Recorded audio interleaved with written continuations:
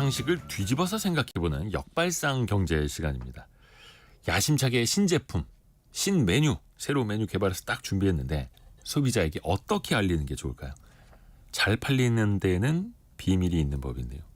서울벤처대학원대학 전호겸 교수와 하나씩 한번 풀어보겠습니다. 안녕하세요. 예, 반갑습니다. 역발상 경제의 전호겸입니다.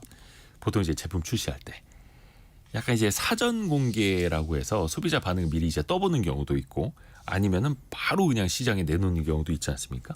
이게 각각의 장단점이 좀 다를까요?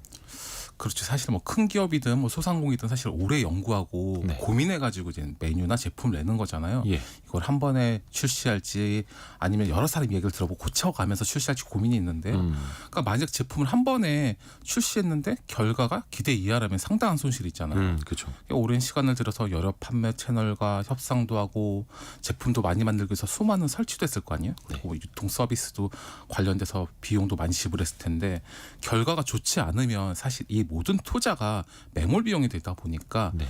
경제적 규모가 작은 기업이라든지 소상공인 입장에서는 상당한 위기에 봉착할 수 있거든요. 예를 들어가지고 큰 대기업의 이야기긴 한데 일본의 자동차 회사 A사와 B사의 경우가 대표적인데요. 네. 그 두 회사 모두 하이브리드 자동차를 출시했어요. A사는 일본 시장에서만 우선 출시해서 해외 출시 전에 자동차를 한번 테스트해봤고요. 일본 내에서. B사는 미국과 일본을 동시에 한 번에 출시했죠. 근데 결과적으로 A사는 글로벌 시장에서 우위를 점하게 되었고요. B사는 미국 소비자들로부터 인기를 얻지 못했죠. 아, 그러니까 소비자 반응을 보고 개선했던 사례가 일본 자동차 업체에서는 더 잘 됐다. 예, 맞습니다. 그래서 이거 딱 들어보면 예. 그러면 이렇게 테스트를 천천히 해가면서 고쳐가면서 하는 게 좋은 건가? 라고 생각할 수 있는데 이것도 또 함정이 있는 거죠. 그러니까 예를 들어가지고 내가 고치는 동안에 업계 경쟁자들이 그 시장을 선점할 수도 있잖아요. 네. 그러니까 사실 이 소비자들의 의견을 들으면서 하다 보면 계속 고쳐야 되고 업그레이드 하다 보면 시간이 들 수밖에 없는데 그 사이에 다른 경쟁업체들이 더 공격적으로 마케팅해서 우위를 선점할 수도 있고요. 제가 봤을 때 가장 큰 문제는 그 선점한 게 중요한 것보다 이 시장을 선점해버리고 나서 그게 표준이 되어버리면 내가 아무리 좋은 제품을 내더라도 이 제품 자체를 쓰지를 않잖아요. 네. 그래서 그게 가장 큰 이슈인 것 같습니다. 그러게요. 또 이제 자동차 같은 경우에는 워낙 고가품이니까 맞습니다. 뭐 휴대폰처럼 뭐 전 세계 동시 발매 뭐 이럴 필요는 또 없어 보이기도 하고요. 이거는 또 그 산업에 따라서 다를 것 같기도 합니다. 이 시장에서 어떤 게 더 효과적인지 관련된 연구도 있어요? 맞습니다. 하버드 비즈니스 리뷰에 발표된 연구에 의하면 20여 개 이상의 제조업체가 만든 수천 개의 모델에 대한 포괄적인 분석을 통해서 네. 300개 이상의 새로운 휴대폰 혁신 제품의 출시를 연구했습니다. 그러니까 굉장히 크게 연구한 거죠. 네. 그러니까 우리가 많이 쓰는 휴대폰, 뭐 스마트폰이라고 해도 되죠. 이 전 세계인이 다 쓰잖아요. 그래서 네. 굉장히 큰 사업이지만 이거는 유통이나 마케팅 국가별로 하잖아요. 네.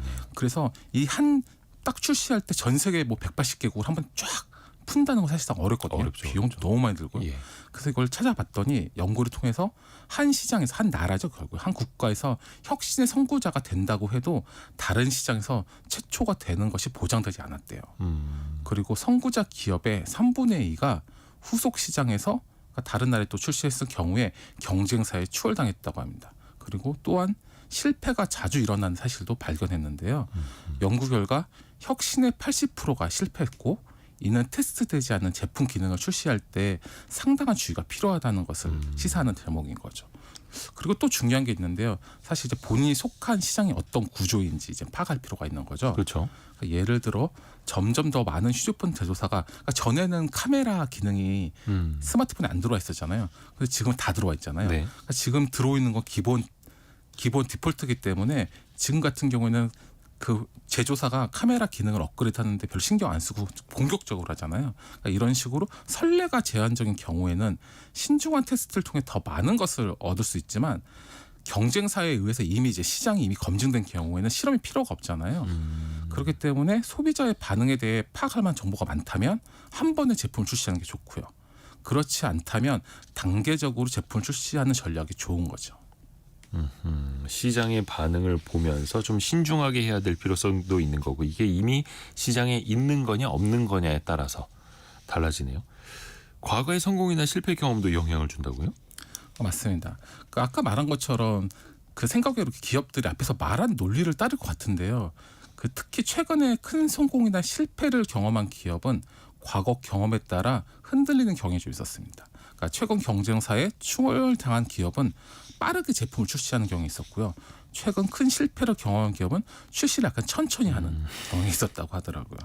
사람이나 기업이나 비슷하네요. 그렇죠. 그러니까 사실 그러니까 실패와 성공에 따른 이제 최근 경험에 따라서 전략을 취하는 건데 이게 사실 이런 전략은 약간 논리적으로 봤을 때 조금 맞진 않거든요. 네. 왜냐하면 출시 전략을 결정할 때 중요한 거는 과거의 경험이 아니라 지금 상황이나 지금 어떤 게 혁신의 아젠다인지 혁신의 그렇죠. 이슈인지 그 시장의 특성을 파악해야 되는데 내가 과거 이렇게 했더니 망했어. 이렇게 했더니 흥했어. 이걸 가지고 한다는 건 사실상 조금 비논리적이거든요. 근데 생각 외로 큰 기업들도 이런 식으로 한다는 거죠.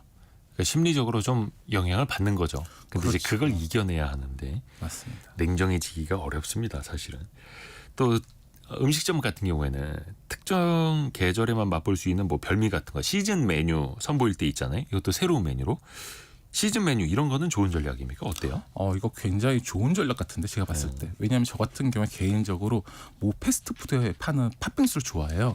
근데 이게 여름에만 파서 5,000원 정도 하는데 제가 이걸 너무 좋아해서 이번 달에도 갔는데 9월 초에 9월 1일에서 안 팔더라고요. 그래서 너무 당황스러웠는데 그러니까 유명 프랜차이즈마다 특정 시즌에만 파는 것들이 많거든요. 그러니까 한 10년 전만 해도 딸기라떼가 그런 이유였는데 요즘에 사실 사계절 다 팔잖아요. 근데 특정 시즌 메뉴의 경우 출시하고 나서 한 달도 안 돼서 뭐 100만 잔 넘게 팔리는 경우도 종종 있을 정도로 인기가 많거든요. 그래서 사실 시즌 한정 메뉴 자체가 전략적인 마케팅 수단으로 활용되는 건데요. 그러니까 봄이 되면 겨울이 오면 이 시즌 메뉴가 나오겠구나 하면 소비자 입장에서 찾게 되는 거죠. 기다리고. 맞습니다. 그러니까 이렇게 하는데 저 같은 경우에도 예를 들어가지고 팥빙수가 없을 때는 그 프랜차이즈 전혀 안 가다가 팥빙수 나올 때만 가는데 이제 가서 빙수를 먹으면은 뭔가 아쉽잖아요. 배고프고 햄버거도 먹고 햄버거 먹으면 뭔가 답답하고 그러니까 목이 메이니까 입가심탈 겸 아이스크림 빙수 들어있으니까 아이스 아메리카노 또 사 먹고 그러니까 이렇게 추가적인 매출이 날 수밖에 없거든요. 그걸 무한 궤도네요. 그렇지 않아요 보통? 보통? 그래요? 저만 그렇습니다. 네, 전호겸 교수님 잘 드시는 전호겸 교수님. 근데 이게 장사하시는 분들 입장에서는 좀 욕심이 날 수 있어요. 맞아요. 시즌 메뉴로 내놨는데 반응이 괜찮아. 근데 이걸 다른 계절에도 팔면 안 될까? 아예 그냥 고정 메뉴로 가볼까? 이런 생각할 수 있거든요. 그렇습니다. 그러니까 유명 프랜차이즈가 시즌 음료를 준비할 때 고객 호응도뿐만 아니라 연간 음료 출시 계획, 매출, 원부 재료, 그러니까 재료가 그 계절에 맞는지 안 맞는지까지 고려해서 이거를 다음 해에도 또 낼지 아니면 고정 메뉴로 만들지 뭐 이런 계획을 다 세운다고 하더라고요. 그래서 이제 시즌 메뉴 자체를 출시하는 게 일종의 이제 고도화된 마케팅 전략이긴 한데요. 그러니까 차별화된 메뉴를 보고 소비자들이 매장을 찾아오고 그로 인해서 아까 제가 말한 것처럼 추가 매출도 올리고 충성 고객도 오고 플러스 신규 고객도 확보할 수 있으니까 사실 1년 내내 하는 게 더 좋을 것 같은데 그렇지 않잖아요. 그런 이유가 시즌 한정 메뉴를 상시 판매로 전하지 않는 데는 브랜드 차별성을 부각하는 전략 외에도 일정한 메뉴 개수를 유지하기 위한 목적도 있다고 합니다. 그러니까 프랜차이즈의 경우 고정 메뉴 적용을 위해서는 고객과 가맹점의 지속적인 피로가 있어야 되는 거고요. 그리고 또 매출 같은 정량적인 기준도 필요하고요. 제품이 이게 계속 앞으로 팔릴 수 있나? 이런 여러 가지 요인을 고려해야 될 수밖에 없거든요. 그리고 고객들의 반응이 너무 좋고 계절을 크게 타지 않아서 사실상 언제나 할 수 있지만 가맹점주들 입장에서는 메뉴가 막 그런 식으로 시즌마다 막 하나 두개 생기다 보면 시간이 10년이 되면 수십 개씩 늘어날 수도 있잖아요. 그럼 너무 부담스럽잖아요. 그러다 보니까 고정 메뉴를 전환하는데 한계가 있을 수밖에 없는 것 같습니다. 또 내용물도 중요한데 요즘엔 디자인이 참 중요합니다. 그런데 새로운 디자인을 선보이거나 디자인을 바꿀 때 이것도 사실 많이 부담이 되죠. 시장 반응이 어떨까 너무 궁금하기도 하고. 맞습니다. 그래서 새로운 디자인이 이제 과거의 디자인과 비슷하지만 동시대의 디자인과 비교해서 약간 다른 거를 정박된 차별화 유형이라고 부르는데요. 정박된 차별화. 예, 맞습니다. 이름 좀 어렵더라고요. 저도. 정박된 차별화는 마치 시간 여행을 하는 것처럼 보이는 디자인을 말하는데요. 그러니까 요즘 뭐 레트로랑 또 비슷할 수도 있는데 요즘 제품들 중에서 과거 향수를 불러일으키는 디자인 종종 있잖아요. 그러니까 이런 제품들은 우리한테 익숙한 느낌도 들면서 뭔가 익숙한데 새로운 거. 그렇죠. 그게 이제 정박된 차별화. 맞습니다. 그러니까 마치 어렸을 때 우리가 먹었던 과자 포장지 같아 해서 다시 보면 반갑지만 맛은 그 맛은 아닌 뭐 친숙하면서 반가운 느낌을 주는 뭐 이런 거죠. 편안함과 안정감도 주고. 그러니까 예를 들어서 바나나 맛 나는 우유 제품 있잖아요. 이거 같은 경우에는 이제 저 어렸을 때 목욕탕 갔을 때 많이 먹었는데 이게 달 항아리 디자인인데 요즘 보니까 뭐 딸기 맛도 나오고 멜론 맛도 나오고 여러 가지 맛이 나오더라고요. 이런 식으로 뭐 다양한 버전 나오는 경우도 있을 수 있고요. 애플 같이 이제 스마트폰, 패드, 노트북의 고유한 디자인을 철학을 유지하면서 브랜드 충성도를 높이고 이런 게 예를 들어서 청박된 차별화 유행의 대표라고 할 수 있죠. 그러면 이와 차별된 개념도 있을 것 같잖아요. 네. 이게 유행의 차별화라는 건데요. 유행의 차별화. 맞습니다. 이름 자체에 유행이 들어가니까 딱 들어도 마치 패션쇼를 보는 듯하게 여러 가지 멋있는 디자인들을 보여주는 거죠. 그러니까 최근 스타일을 적극적으로 반영한 제품이 여기에 해당하는데요. 그러니까 이런 제품들은 우리가 딱 봤을 때 너무 신선하고 자극적이고 그 최신 트렌드를 따라가는 약간 힙한 그런 즐거움을 느낄 수도 있잖아요. 그래서 이런 거 같은 경우는 이제 패션 브랜드들이 뭐 명품이 특히 그렇죠. 매 시즌마다 유행에 걸맞는 디자인을 시즌별로 내는 게 대표적인 예이죠. 그리고 또 소비자들이 이제 유행에 민감하고 항상 새로운 걸 원하니까 디자인도 뭔가 앞서가야 될 것 같고 최신 디자인을 더 선호할 것 같다라는 생각도 하게 되는데 이건 어떨까요? 좀 편견입니까? 맞습니다. 저도 사실은 이걸 처음 준비할 때는 사람들이 항상 새로운 걸 원하잖아요. 네. 그 요즘 가장 많이 듣는 단어가 혁신, 개혁, 뭐 변화 뭐 이런 거잖아요. 새롭게 변화라 맨날 이러는데 그래서 저도 그럴 줄 알았는데 연구 결과는 아니더라고요. 그 미국 에모리대 연구진이 약 5만 4천 개의 디자인 특허 데이터에 기반한 분석을 했는데 네. 정박된 차별화 유형의 디자인이 평균보다 기업 가치를 10%가량 높인다고 하더라고요. 그리고 특히 정박된 차별화 유형의 차별화 유형 아까 상반된 개념이죠. 이 디자인보다 시장 가치가 약 20%나 더 높은 것으로 나타났습니다. 그래서 연구진이 또 한 번 이 결과 관련돼서 입증을 해서 또 잔디깎기 이게 미국이다 보니까 대상으로 실험을 했는데요. 네. 그 결과 피실험자들은 잔디깎기가 과거 디자인과 유사할 때 실용적이다 이렇게 생각했고 동시대의 디자인과 약간 다르게 신기하게 만들면 이거는 그닥 뭐 딱히 실용적이진 않지만 보기에 멋있다 이렇게 판단했다고 하더라고요. 잔디깎기에 뭐 딱히 디자인이 중요한지는 모르겠으나 그렇죠. 그런데 또 너무 낯설어지는 것보다는 기존에 있던 것에서 살짝만 변해야 된다라는 그게 또 제품마다 다르네요. 그러면 소비자에게 잘 팔리는 제품 디자인은 어떻게 해야 하는가? 이것도 정리되는 게 있을까요? 제가 앞에 했던 말을 사실 이제 정리하는 건데요. 요즘 이제 혁신이나 새로움을 너무 강조하다 보니까 유행에 편승한 제품들이 많이 나오잖아요. 그래서 가끔가다 이 제품 저 같은 경우는 요즘에 전자제품이나 어떤 특정 제품 보면 이게 도대체 뭐 하는 제품인지 모를 때가 있어요. 그러니까 우리가 아는 그 제품 모양이 아니라 뭔가 너무 트렌드하게 만들어가지고 그래서 요즘 기업들이 이제 새로움을 추구하고 약간 차별화를 하다 보니까 과거 디자인보다 파격적인 변화를 시도하는 경향이 좀 있거든요.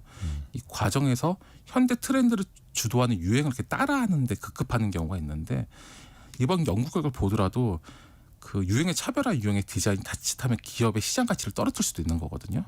그러니까 반면 이제 기업이 과거의 연속성을 통해 디자인 철학을 유지하는 동시에 동시대 경쟁 디자인과 차별할 수 있다면 사용자들은 그 제품을 보면서 이해도 저게 딱 제품을 보면 저게 저럴 때 쓰는 거구나 하면서 이해도도 높이면서 제품도 예쁘네 이렇게 생각할 수 있잖아요. 그래서 즉 동시대 경쟁사와 차별화되면서도 일관성 있는 자기 제품만의 디자인을 만들어내는 게 굉장히 중요한 것 같습니다.